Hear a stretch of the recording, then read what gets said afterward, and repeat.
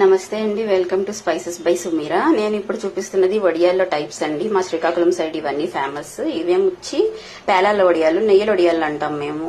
Telangana side వీటిని పేలాల వడియాలు అంటారు. పేలాలతో చేస్తారు. ఇవి నెయ్యల వడియాలు అంటాం అనమాట. ఇవి వచ్చేసి అప్పడం అండి. ఇదేమో మేము మినప్పిండితో చేస్తాము. మినప్పిండి అండ్ నువ్వులతో చేస్తాం. ఇంకా దీనిలో ఇంకొక టైపు నువ్వుల వడియాలు ఉంటాయి. వాటిలో నువ్వులు కొంచెం ఎక్కువ పడతాయి, కానీ సేమ్ మినప్పిండితోనే చేస్తాం. ఇది కూడా ఇవి వచ్చేసి జంతికలు అండి, జంతికలు అంటారు. ఇది కూడా రైస్ రిలేటెడే. ఇదేమొచ్చి పుల్లగుమ్మడి వడియాలు.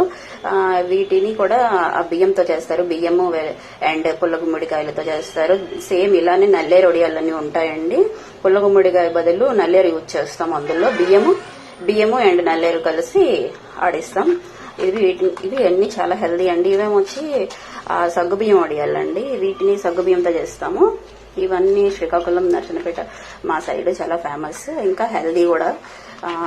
పిల్లలు ఎవరైనా సరిగా తినకపోతే ఇలాంటివి పెడితే చాలా హెల్దీగా ఉంటుంది.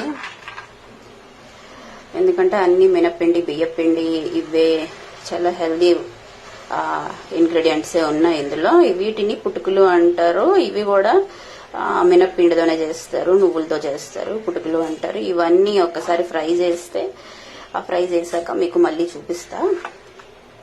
ఫ్రై చేసుకొని రసం అన్నం దాన్ని దేంతో తినొచ్చు.